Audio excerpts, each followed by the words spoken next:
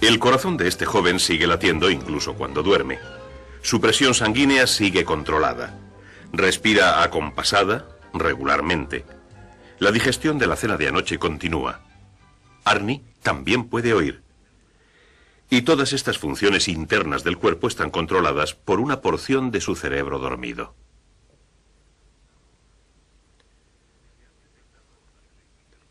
Se han detectado ondas eléctricas rítmicas que se mueven hacia, desde y por el cerebro humano. Cuando alguien duerme, podrían parecerse a esto. Estas diminutas corrientes son de origen químico, y sus pautas cambian a medida que esta persona se va despertando. Ocurren nuevas cosas.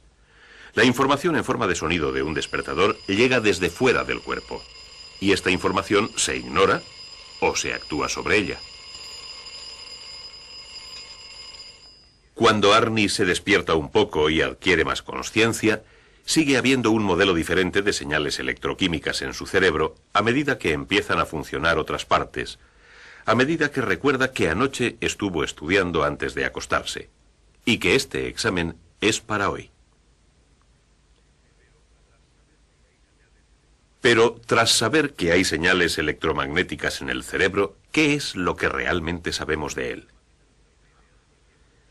La maqueta nos da una idea de lo bien protegido que está el cerebro, pues además del duro cráneo que lo rodea, un grupo de membranas internas del cerebro lo aíslan física y químicamente. Una membrana interna, delgada y transparente, envuelve la superficie del propio cerebro. Una membrana externa dura forra el cráneo, y un fluido entre ellas mantiene realmente el cerebro a flote y lo ayuda a protegerlo de los golpes contra los huesos del cráneo. Además de estar bien protegido, el cerebro recibe un suministro enorme de sangre que lleva nutrientes y oxígeno. Un 15% de toda la sangre que sale del corazón sube al cerebro.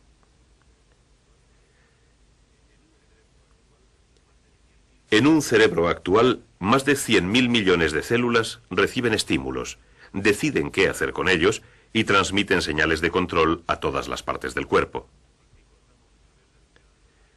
Si cortamos a través del centro del cerebro humano, podemos localizar áreas generales de control. El cerebro anterior, o cerebrum, controla generalmente las actividades voluntarias. Las actividades involuntarias están controladas principalmente por el cerebro medio y por el cerebro posterior. Arnie sabe que es en el cerebro medio y posterior donde se regulan los latidos del corazón y la toma de aire, y donde se estabilizan la temperatura del cuerpo y la presión de la sangre. Y el cerebro medio y el posterior pueden controlar también toda una serie de respuestas motoras muy complejas sin necesidad de que seamos conscientes de ellas. Arnie puede estudiar para su examen con la parte anterior del cerebro, mientras las partes posteriores controlan sus numerosas respuestas motoras implicadas en el acto de masticar. Volviendo a nuestra maqueta, podemos ver dónde las líneas troncales de los nervios conectan el cuerpo con el cerebro. Siempre en pares, muchos nervios llevan los estímulos desde los diversos músculos y órganos al cerebro.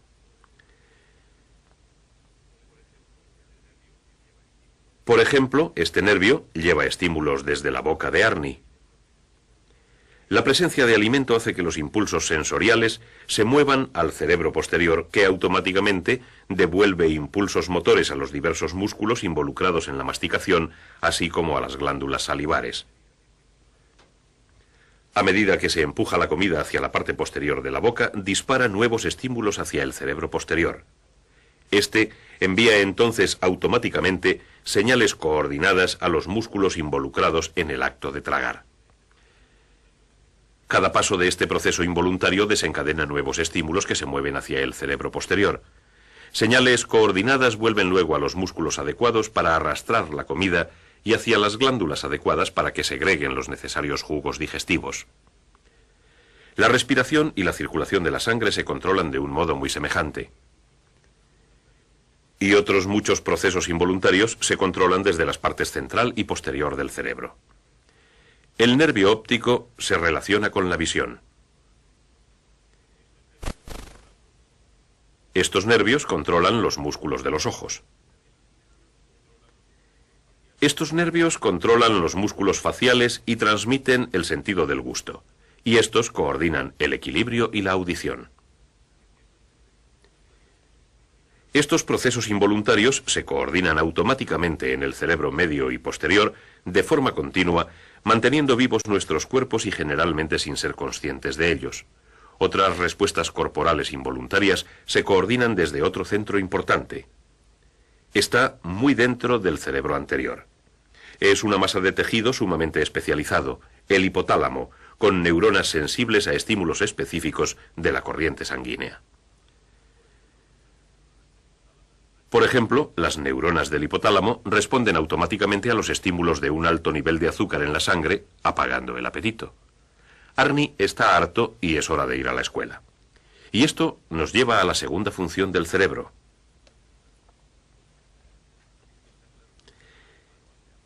Está claro que el cerebro humano hace algo más que mantenernos automáticamente vivos.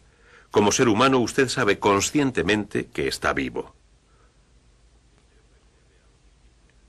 Usted responde a los estímulos del entorno, desde los coches a las muchachas bonitas.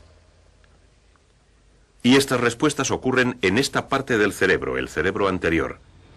Además, uno suele ser consciente de estas respuestas.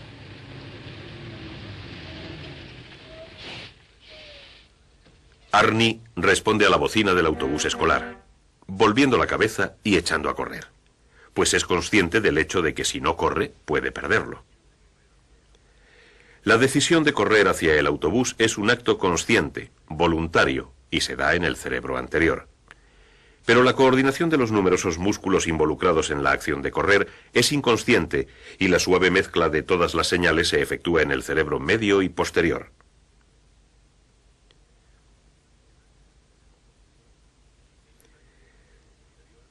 Si se daña el cerebro posterior, el cerebelo, como en este animal de experimentación, todavía es posible el movimiento voluntario.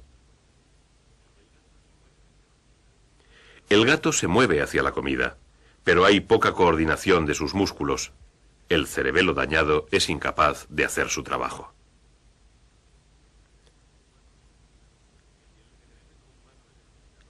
El cerebelo humano está dominado por el cerebro anterior, el cerebrum, el centro de asociación consciente de los estímulos.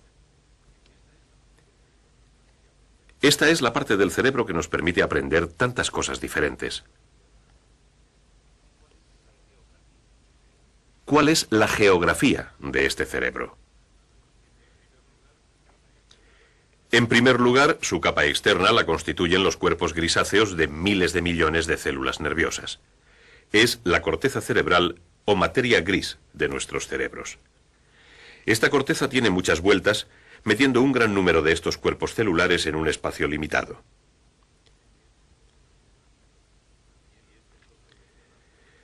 Si este trozo de tela fuese la corteza cerebral, al convolucionarlo se reduce la cantidad de espacio que ocupa sin reducir su superficie.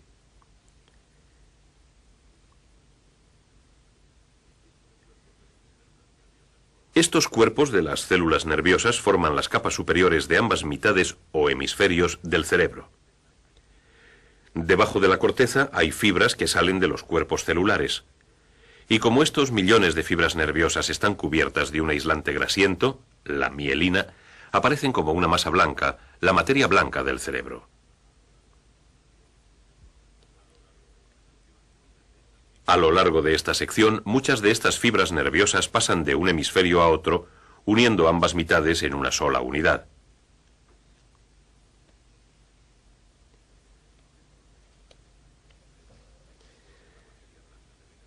Dentro de la materia blanca del cerebro hay una masa menor de materia gris, el tálamo, que percibe grandes estímulos externos como un codazo.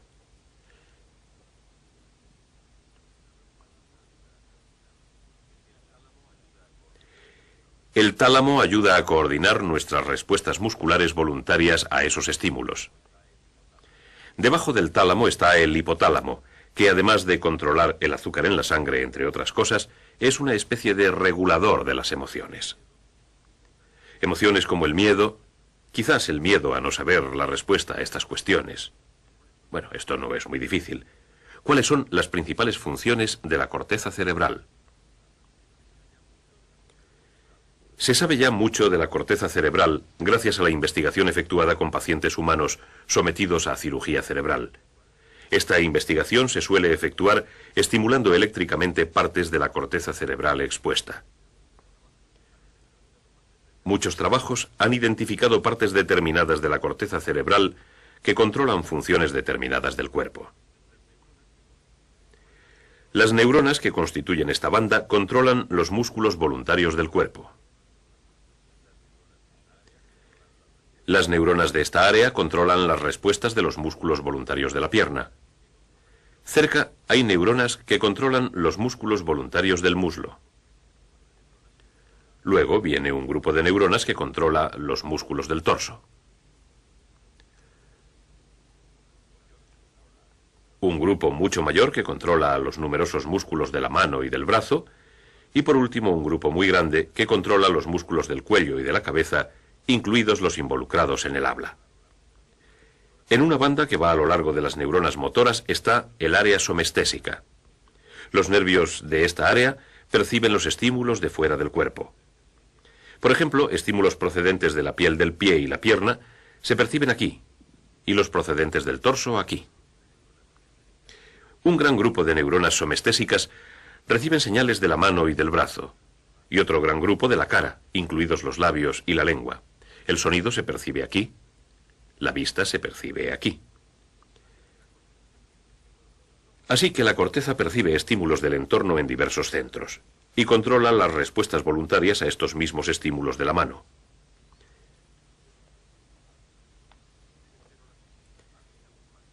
Pero la corteza hace aún más. He aquí un ejemplo. Podemos sentir esta botella con cualquier número de líquidos. Un medicamento amargo de olor desagradable, agua incolora e inodora, o una gaseosa efervescente de color atractivo. La corteza de Arni percibe estos estímulos diversos, los asocia con los recuerdos de esos mismos estímulos u otros parecidos y luego dirige una respuesta particular a ellos. Estímulos diferentes encuentran asociaciones diferentes en la corteza y se producen respuestas diferentes. Esta asociación de estímulos con experiencias previas almacenadas en la corteza es básicamente la memoria.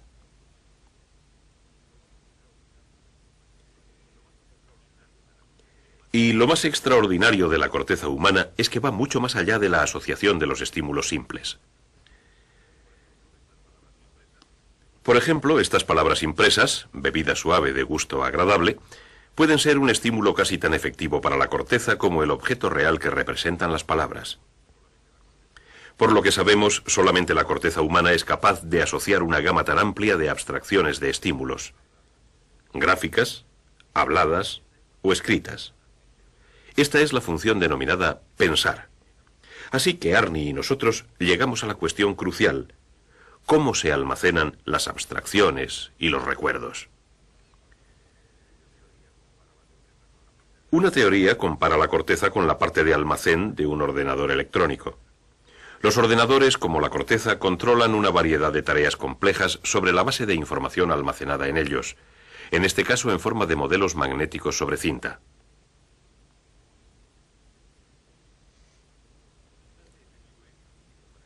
Quizás se efectúe un tipo parecido de codificación en las cadenas nucleótidas de ARN de la corteza, cuando un nuevo estímulo cambia realmente la estructura de las cadenas.